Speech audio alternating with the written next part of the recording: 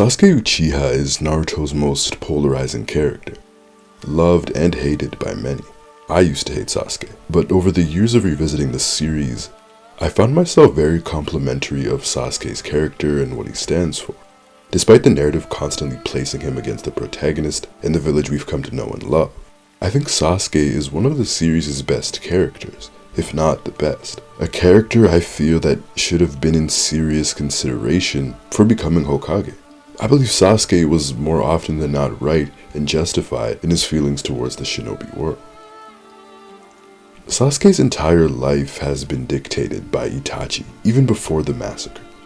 Growing up, the young Uchiha adored his older brother, even growing a tad envious of his brother's talent, like any sibling would, just a little. Itachi was the model human for him.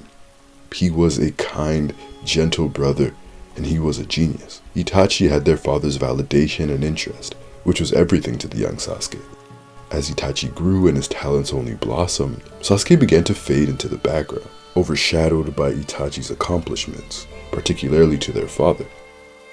Itachi graduated from the academy at 7, unlocked the Sharingan at 8, became a Chunin at 10, and became rank commander of the Anbu at 13 years old. In comparison, Sasuke is about 12 or 13 at the end of part 1. The series is quick to use the term genius, as both Itachi and Sasuke are called it, but Itachi's genius was truly something he was born with. His incredible talent, his ocular abilities, his IQ, both in and out of combat. Sasuke's genius, on the other hand, was built out of his desire to reach the heights that his brother did, tirelessly practicing his fireball until mastery, constantly begging Itachi to train shuriken, practicing that on his own. We constantly see the young Uchiha coming from training, illustrating that dedication. But despite all of his training, he still came second to Itachi in Fugaku's eyes. But every single time, Itachi met Sasuke's disappointment with such grace and always assured Sasuke of his importance. Itachi forced their father to acknowledge Sasuke when he knew Sasuke desired it, when he knew his younger brother needed it. That's the kind of big brother he was, overwhelmingly kind and thoughtful. And you quickly see by their bond why Sasuke thinks the world of Itachi, the perfect older brother, until he wasn't. When we are shown the specifics of the clan massacre, you realize quickly that Sasuke never stood a chance at life, really. It's a point that I will hammer home, and it's a point that needs to be hammered home repeatedly, because others in the show don't often offer Sasuke much sympathy for this life-altering event. The massacre is something that folks in the Leaf don't really talk about. Only a select few times is Sasuke given space as someone who has suffered one of the most impactful losses a person can suffer. His trauma is very rarely acknowledged by others in the story. Instead, his rage and lust for vengeance are treated as something created on a whim. Sasuke loves his clan, and avenging them and his parents was a massive part of his motivation. But what hurt him even more was that his perfect, kind older brother was the one who committed the act, his hero. An act that put Sasuke in a coma for a few days. A pain that the lone Uchiha can never really describe because it is so unique to him and their relationship. Sasuke feels this inherent inferiority because he lived in his brother's shadow, but after Itachi tortures him, and he relives that night over and over again, Sasuke begins to blame himself for the massacre, and so his inferiority complex is born. But Sasuke masks it with arrogance. He uses it as a defense mechanism until he truly grows into his strength. To me, arrogance is a mask he puts on to protect his greatest insecurity. To know Sasuke is to think about the person he could have become, and accepting the person he did become. If the Uchiha are the clan that feels the most love, Sasuke is the shining example. The love he feels for those he considers his family is extreme. To me, his defining moment is when, despite having this ultimate goal of killing Itachi and avenging his clan and his parents, despite that being the reason for his existence, when Team 7 is fighting Zabuza and Haku, Sasuke on a whim sacrifices himself to save Naruto. His body just moved on its own. And then it makes you think back to all the other moments of sacrifice that Sasuke had. Standing up for Naruto in his very first appearance of this series. In the Chunin exams, protecting Sakura from Orochimaru. and then later sacrificing himself once again when Gaara and the Sand attack them, choosing to protect Naruto and Sakura. "I'm not letting my comrades die in front of me again," he said about his teammates. When Itachi comes back to the leaf and Sasuke hears word, he's angry, yes, but his initial reaction is to find Naruto and make sure the Jinchuriki is safe, knowing what the Akatsuki are after. It's most evident though when he fully dedicates himself to killing Itachi and claims that he is willing to do whatever it takes to attain the power to do so, even sacrifice his body. But the one thing Sasuke isn't willing to do is kill Naruto, even if he gains the Mangekyo Sharingan. Here, in Sasuke's darkest moment, he has this conviction, and he vows to become a better man than Itachi. He will find his own path to power. At his core, that is who Sasuke Uchiha is. Forced to hate, born to love, a true victim of this world. Because of his nature, Sasuke goes through the series searching for companionship and love, but he rejects the love that surrounds him because of what it has done to him. And regardless of all that, even after being hurt by his brother, he is brave enough to choose and accept Naruto, Sakura, the Taka. He is brave enough to choose family once again, brave enough to choose love once again, more than once. Sasuke is not a cruel, senselessly violent person. Yes, he can be violent, but that's not his nature, despite having every reason for it to be. Training under Orochimaru, the snake calls him soft and weak for not deciding to kill his training opponent. When he decides to enter another one of Orochimaru's hideouts to rescue Jugo, Sasuke is adamant on them not killing anyone. When rescuing Karin, he makes sure to free all of Orochimaru's prisoners. He is a kid who's known love so profoundly and has known despair equally as well. You can ask and question, even after all the strides he made, why he can't just move past his hate. But there was something bigger just eating at him. That question of honor, purpose, that relentless vengeance, the loneliness his eyes carried, the tremendous survivor's guilt that he carried. Sasuke could only forget about it for so long. The Uchiha were a proud clan, always have been, and their pride is in that family name, that crest, those eyes, something he was taught from birth. Couple that with Orochimaru and Itachi's return to the village, along with his guilt and feelings of inadequacy, he never stood a chance against the force that is hatred and vengeance. Being around Naruto and Team 7 was changing his soul, as Orochimaru mentions. But there is a reason why Sasuke began to get anxious and angry when Naruto grew in strength.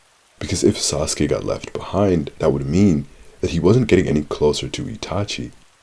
And when his brother returns to the village, he gets a rude awakening by both the older Uchiha and in his fight against Naruto on the roof. He asks himself, what have I been doing? When his peers eclipse him, he gets an almost instantaneous reminder of the last time he wasn't strong enough. He gets a reminder of what happens to those he loves when he is not strong enough. They die and it's all his fault. That's what Itachi burned into him that night. There's no consolation Kakashi could give. There were no words that Naruto had for him in their fight on the valley that could have ever threatened Sasuke's fate. Because what can you possibly say that will bring him back to the village at this point in his journey? Sasuke wasn't being mean when he told Naruto that he didn't understand the hurt, the hate, and the pain that he felt. Because it's true. Naruto didn't have to return home to smell the blood of his people who littered the streets of their small, congested, segregated corner of Konoha because he didn't have a clan. Sasuke sleeps in the same bed that he grew up in, but now nobody's home. It's just him. Even Kakashi, who lost so much in his life, it just could not compare to Sasuke's trauma. It just doesn't. The young Uchiha would do anything to rid himself of his feelings of inadequacy, of those memories, of his clan members who speak to him in his dreams. Sasuke would even give his body away to rid himself of what he feels. He'd destroy himself if it meant fulfilling that role as an avenger. And the truth is that nobody in Konoha would have been able to give him the fuel, the edge, and the ability needed to kill Itachi. From his perspective, nothing was left for him in the village. That is his truth. Why do we expect the survivor of a genocide to act reasonably or rationally? The lack of sympathy and empathy that led Sasuke to leaving the village. They underestimated, they did not understand his level of hatred. That's on Kakashi, on the third Hokage, that's on the village. They should have given Sasuke a choice, shown him a pathway to become stronger, a pathway to harness his emotions, to relieve his feelings of inadequacy. They needed to acknowledge why he felt the way that he did, but they never could. He wanted to stay and bask in the warmth that was Team 7, to share memories, to foster his newfound family. But what happened to Sasuke is exactly what vengeance does to you. It digs away at your soul until you let it go, or you do something about it. And that's what terrorized Sasuke. His inner voice wasn't even his own anymore. Sasuke needed to take control of his life, and he felt that this was the only way out. Post-time skip is when things get interesting for Sasuke. His anger has turned cold, and he is more mature and measured than he ever was, stronger than he's ever been. And when Sasuke kills Itachi and Obito tells him the truth and the fate of the Uchiha, his arc truly sets in motion. Sasuke's disbelief at how much betrayal has happened right under his nose is some of my favorite character work in the series from an art perspective. Sasuke is now forced to remember the quote good side of Itachi.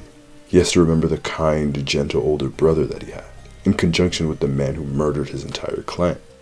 It's baffling, genuinely unbelievable for the young Uchiha. Sasuke is a man who was held up by his hatred for Itachi. He had nothing, no one to fight for, no parents, no desires, nothing. Itachi stole that from him. He stole his childhood. He essentially stole any sort of agency Sasuke could grow to have. His brother has defined his life. Sasuke couldn't develop a positive relationship with strength, with the village, with anything really because of Itachi, and now his sole reason for existing, his sole purpose, has not only finally been destroyed, but it's been completely flipped on its head.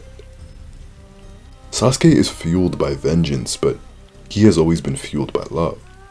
Grief is but an extension of love, and now that he hears the truth about Itachi, the love that he has for his brother and for his family only adds fuel to the fire already within him. He then aims his sights towards Konoha because he loves his brother so much that he wants justice for him, for his family. Revenge stories often lead to emptiness, a realization of nothingness. Kishimoto decided to take a different route in Sasuke's story by continuously warping and repurposing that vengeance. And the first change is setting his sights from Itachi to the leaf. It's also very important to note the framing here. Up to this point, 400 chapters and 140 episodes in, there hasn't been a single negative word that has been uttered against the village. Sure, you could mention the White Fang, but that can be chalked up to the nature of shinobi. No one even talks about it anymore. Sasuke didn't even have bad things to say about his old village. The leaf has been held up as a picture-perfect nation. And in regards to Sasuke, the leaf in this series has been the good to counter Orochimaru, and the sound, the bad. The leaf is where you go to let your anger fade and to be with friends. Now Sasuke learns that the leaf is a country like any other, that they were responsible for the systemic destruction of the Uchiha clan since its very inception. The leaf led Itachi to murdering his family. The leaf is the reason why Sasuke has this gaping hole in his heart. Konoha, the place he called home for 13, 14 years of his life, where he learned everything, destroyed his entire bloodline. As the reader, the guttural response to all of this is to stand by our protagonist, Naruto, and continue to believe that the leaf is a good place, because we are granted the perspective of everyone who's from there. Naruto, Kakashi, Sakura, these are not bad people. The narrative never asks Naruto or Sakura or other representatives of the leaf to question its own actions or its history. No, it only asks Sasuke, who is now an enemy, an outsider, from the reader's perspective. We are shown the events of Naruto from the perspective of the Leaf Village, never the inverse. We hardly ever see the direct outcomes of the harm the Leaf brings to those outside it. Because of that, empathy for the young Uchiha is seldom the first response. It's seldom our first response. When Sasuke is engulfed by his own rage and rightfully aims it at the leaf, the narrative quickly demonizes him and paints him as the villain. We expect Sasuke to respond to this calmly and rationally. But why? Since when do people act rationally when they are clearly unwell? The young Uchiha is a genocide survivor whose entire worldview has been shattered but the people around him outside of his new group can't find it in their hearts to understand that. Us, the audience, we want Sasuke to get over it, to move on, but his dead family, his relatives, they haunt his dreams. But their culture, their monuments, their history, Sasuke is charged to preserve it. Sasuke then goes after Danzo, the real mind behind the massacre. Danzo, who paraded Sharingan on his arms, he illustrated to Sasuke how he saw him, his brother, and his entire clan. To Danzo, the Uchiha were not human. They were tools, weapons to be used and discarded, like any shinobi. He then dismisses Itachi's loyalty and calls him a traitor. Sasuke's rage, amplified by his brother's love, is realistic, no? There's no room for rational thought here. His vengeance is finally on the table, and people are shocked that he is willing to do anything to gain the one thing that has kept him going throughout his entire life. We don't get Sasuke's point of view very often in the series, and we rarely get his inner thoughts, compared to, say, Naruto or even Nagato. Sasuke is very distant from that point of view, so it's a bit harder to get a read on where he's at mentally over the course of the series. But when you take the time to consider why Sasuke does what he does in each moment, most of the time there is sense to it. Instead, characters choose to admonish and chastise the young Uchiha. Again, they gloss over what he feels, the feelings that have guided him to these actions. It's moments like these when Naruto doesn't take the time to consider his point of view that demonizes him. Because we're already seeing Sasuke in this frenzied state with nothing to guide us but the lens of the quote, good guys. Sasuke moves throughout this latter half of the series with so much hate and anger and grief in his heart that those who claim to want to save him don't ever approach. They don't ever try and listen and understand the root of his pain, or why or how compelled he feels to do these things. The members of the Taka are much more receptive to Sasuke's struggles, and Sasuke recognizes that. Suigetsu and Jugo don't aim to save Sasuke. They understand what he's been through and where he's going. They support him. The closest we've gotten to that from the members of the Konoha faction is when Naruto and Sasuke clashed and Kakashi makes an astute observation. He says that it is the history of repeated accumulating hatred that has caused the Sasuke before them. Naruto and Sakura are seeing with their own eyes that Sasuke is a victim of the times they live in. Kakashi mentions the problem, the shinobi world. This is sympathy that has been needed for Sasuke. Naruto does sympathize with his friend, but he still never seems to fully put himself in his friend's shoes.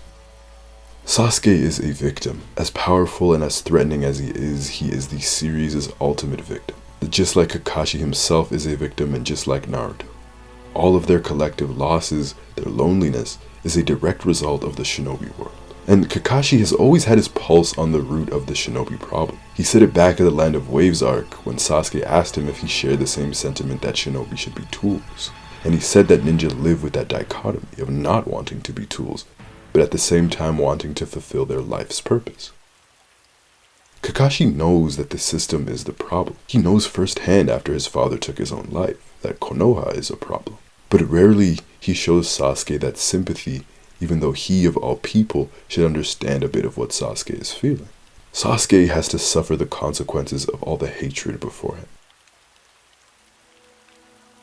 To continue to jump forward, after Sasuke speaks to the Hokage and with a reanimated Itachi, the young Uchiha decides that he would like to save the village, according to Itachi's will.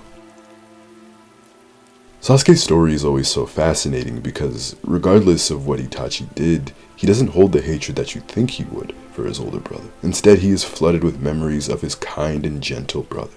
He decides to save the village and reform it, in honor of his brother and his family. Again, Sasuke's capacity, his propensity for love, is much greater than his propensity to hate. That's just the way he's built. That's his nature. And with that, he also declares that he would like to become Hokage. Now, of course, the series is called Naruto. He was always going to be the Hokage, always. But I truly think that Sasuke would have been deserving of that title. In truth, I think he should have shared the title, or at least been close enough to that position to bring meaningful change and be in a position of power. Sasuke has seen and has lived all sides of shinobi. He has many qualities that I believe would make him worthy of that title. Sasuke is inquisitive. He was the only one who was searching for what it means to be a shinobi, for what the Hokage intended a village to be. He has tried to understand the inner workings of the system. He's lived in the village. He's felt what it's like to fight for something greater than one's clan.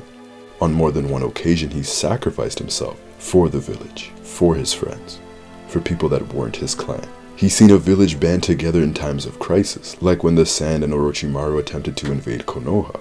He's been on a handful of missions with his comrades. He was the first one who understood Kakashi's tenet about placing comrades over the mission, more than anyone.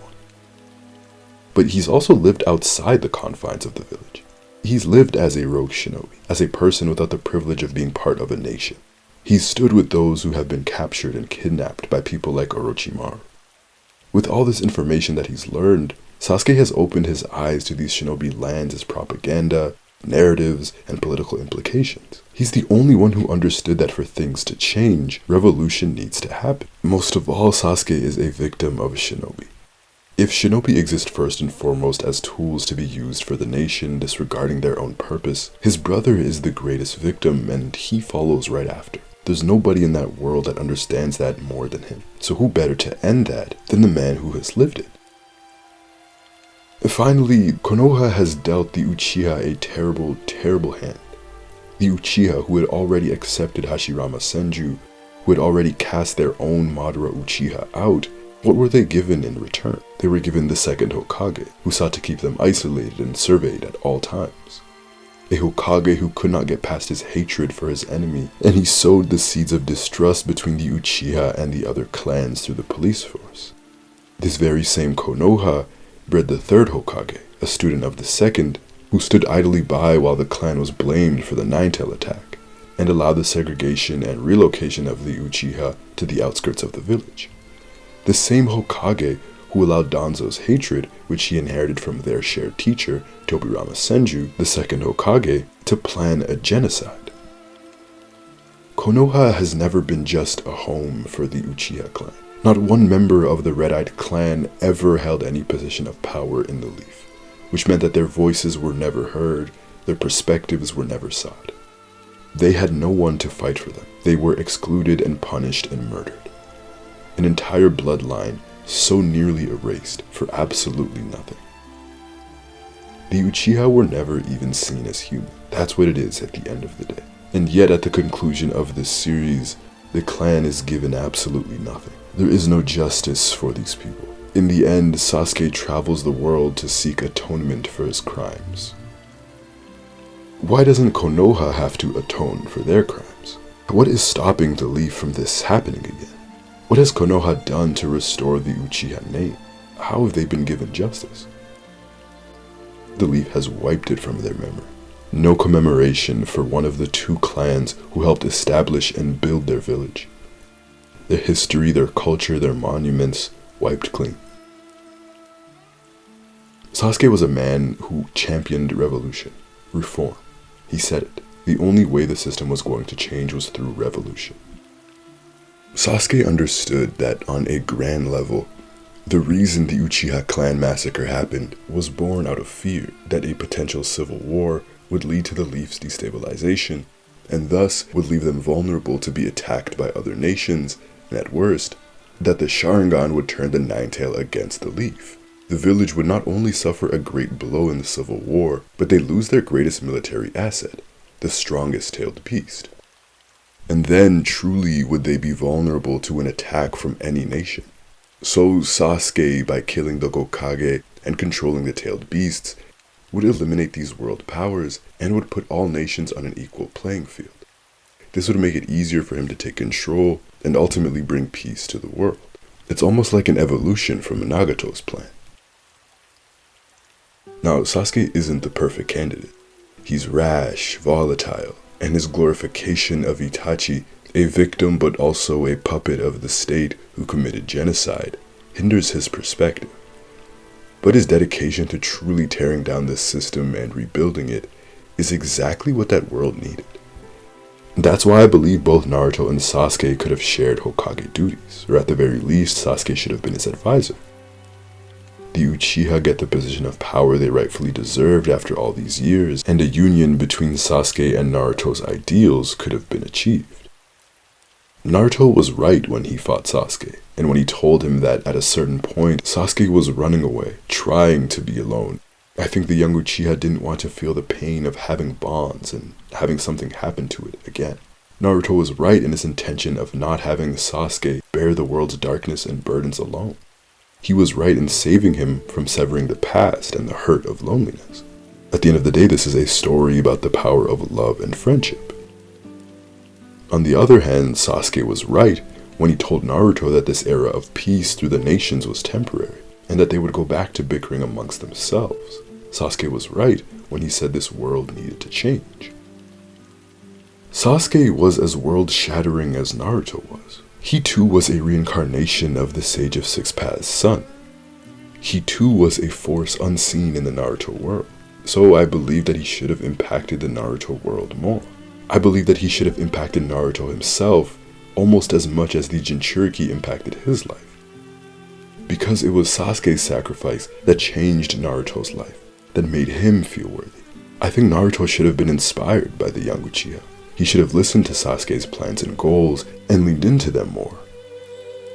A union between Naruto and Sasuke's ideals could have brought real change to the shinobi world and its system. Because it's always been the system that is at the foundation, the root of all their problems. They keep teaching shinobi children to be blindly loyal to their villages, and that they have no business questioning their purpose. With that foundation, they will never find peace. It is inherently a broken system, a broken foundation, a tree with rotting roots. Two people who sought each other, who would go to the ends of the earth for each other, because the system hurt them. Their loneliness grew to anger when all they sought was love. And they both understand that more than anyone. So who better to actually change the system, not just save it, than the two of them together? Sasuke was to be this change, this force, this revolution. Instead, he becomes yet another tool for his nation, all the same. Sasuke still remains as one of Naruto's most interesting and nuanced characters.